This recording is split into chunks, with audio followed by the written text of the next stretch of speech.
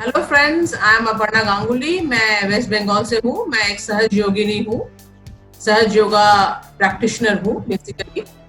तो हम एक वेब सीरीज करने की कोशिश कर रहे हैं। सहज योगा में अक्सर पूछे जाने वाले सवालों का जवाब हम देने की कोशिश करेंगे, जिसे बोलते हैं फ्रीक्वेंटली आस्क्ड क्वेश्चंस, एफएक्यूज। तो आज हमारे साथ जुड़े हैं उज्जैन मध्य प्रदेश से श्री आशीष जौहरी जी। आशीष जी, आपका बहुत बहुत स्वागत। तो अगर हम आज शुरू कर देते हैं फ्रीक्वेंटली आस्क्ड क्वेश्चंस। इसका पहला सवाल आज हम रखते हैं आपके सामने, क्योंकि आप ऑलरेडी बहुत ऑनलाइन और ऑफलाइन प्रोग्राम्स करते हैं सहज योगा का। आप बहुत एक्टिव भी हैं सहज योगा के प्रचार प्रसार एंड ऑल प्रोग्राम्स जो आप करते हैं कंडक्ट। तो ऐसे में एक प्रश्न हम आज आपके सामने रखते हैं, जो प्रश्न पेरेंट्स से आता है। एक स्पेशली माताओं का ये प्रश्न है। उनका कहना है, एक जनों ने ऐसे पूछा है हमसे कि उनके बच्चे प्राइमरी सेक्शन में है, क्लास 3-4 में जो पढ़ते हैं जो बच्चे, तो उनके स्कूल में एक सहज योगा का प्रोग्राम हुआ है, जिसमें सहज योगा ध्यान के बारे में उनको समझाया गया और बताया गया।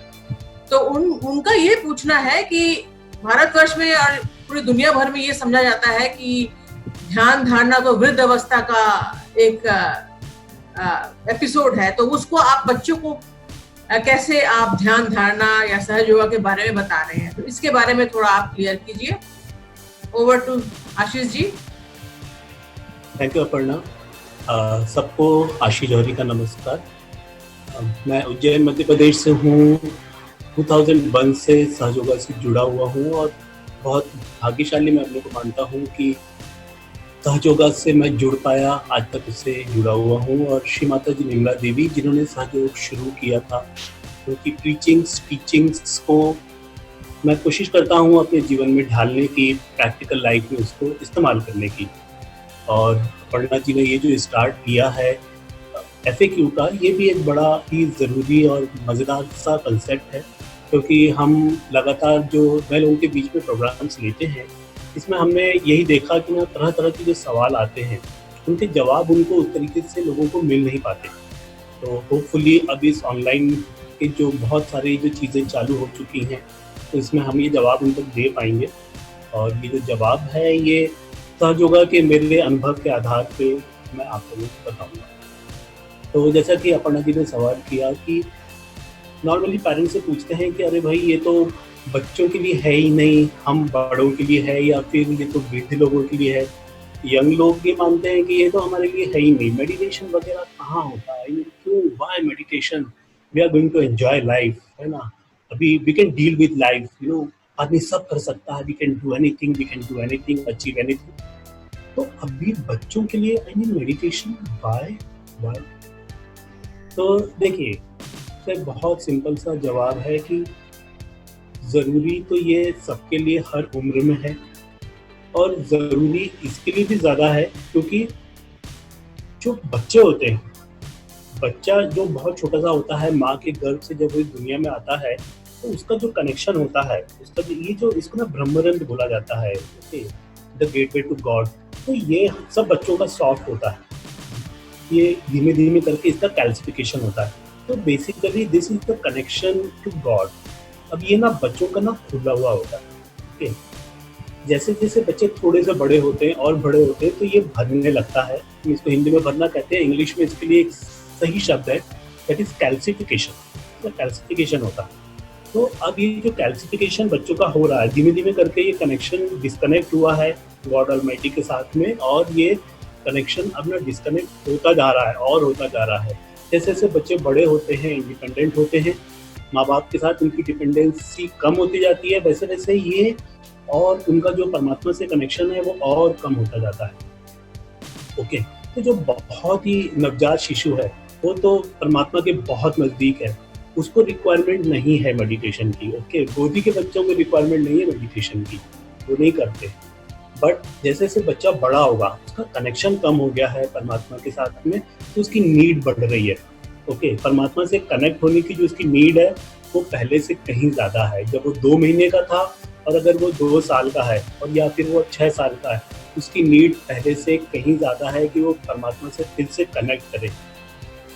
फिर वो 10 साल का हुआ, उसकी नीड और ज़्यादा है क्योंकि अभी ये डिस्कनेक्शन बहुत ज़्यादा हो चुका है। ओके, और now the child is 15, 20, he and she is 20 now, 18 now, adult now. तो रिक्वायरमेंट बहुत ज़्यादा है कि वो परमात्मा से रिकनेक्ट करें। सहज योगा मेडिटेशन ये सुविधा देता है कि हम तुरंत परमात्मा से रिकनेक्ट कर पाते हैं थ्रू सहस्त्रारा चक्र, ओके, द ब्रह्मरंध्रा ओपनिंग। और ये ना तुरंत ये जो रिकनेक्शन है ये हो जाता है। तो अगर कोई 35 का है और अगर वो परमात्मा से जुड़ा हुआ नहीं है तो उसकी रिक्वायरमेंट तो 5 साल के बच्चे से कहीं ज़्यादा है कि वो परमात्मा से रिकनेक्ट करे। फिर Sahaja Yoga meditation is the way. Over to you Aparna. तो बेसिकली आप जब बच्चों को प्राइमरी स्कूल में सिखाते हैं सहज योगा के बारे में, तो उन्हें एग्जैक्टली क्या सिखाया जाता है? बच्चों को करने के लिए क्या है सहज योगा में? ये बहुत अच्छा सवाल है। सहज योगा में एक्चुअली कुछ सिखाया नहीं जाता।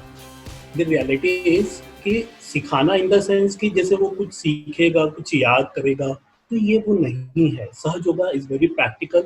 इट्स ऑल अबाउट अनुभूति। आप क्या अनुभूत करते हैं। परमात्मा की जो शक्ति है वो ऐसा कल्पना में नहीं आ जाती कि मैंने बोला ओके अब आप इंटेलिजेंट हो, ऐसा नहीं, मैं इंटेलिजेंट हो गया, ऐसा नहीं। ये इंटेलिजेंस प्रूव होना चाहिए।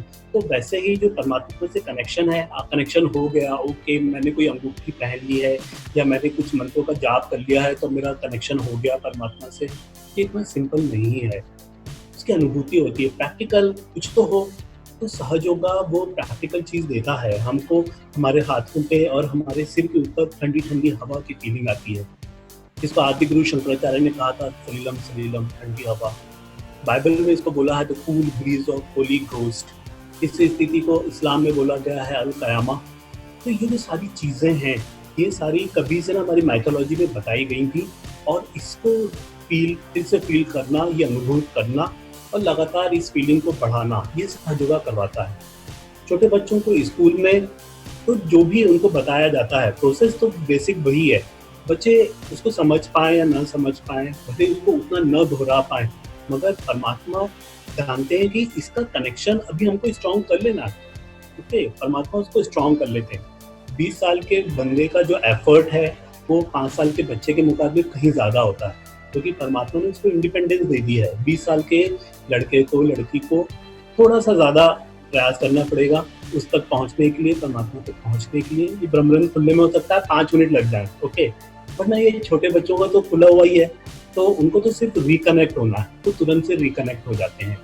तो एज ग्रुप की जो बात है वो इसी के लिए बार बार बोली जाती है कि आप किसी भी एज ग्रुप में हो, बट आप परमात्मा से रिकनेक्ट हो जाइए please. Over to you. Okay, अच्छा, तो बेसिकली आज के इस प्रश्न का उत्तर ये है कि बच्चा 3-4 साल की उम्र से भी सहज योगा के जो छोटे मोटे काम है, हमारे गुरु श्री माता जी के सामने बैठ के जो वाइब्रेशंस लेना है उसका वो एहसास वो ले सकता है। इसके लिए कोई उम्र का कोई पाबंदी नहीं है। बिल्कुल, और इसका कोई नुकसान बच्चों को नहीं होने वाला है। अगर पेरेंट्स को लग रहा है कि अरे भाई पता नहीं क्या हो रहा है और ये सब क्यों करना, सवाल अपनी जगह वाजिब है, मगर परमात्मा के पास होने से कोई नुकसान नहीं होता है। परमात्मा के पास जब हम नहीं होते हैं तब नुकसान की गुंजाइश ज़्यादा होती है। बेटर यही है कि हम ना परमात्मा से रिकनेक्ट हो। Okay, thank you very much. हम नेक्स्ट वेब एपिसोड में नेक्स्ट सवाल में के साथ आएंगे, फिर से जुड़ेंगे आपके साथ। Thank you very much. Thank you Aparna, thank you.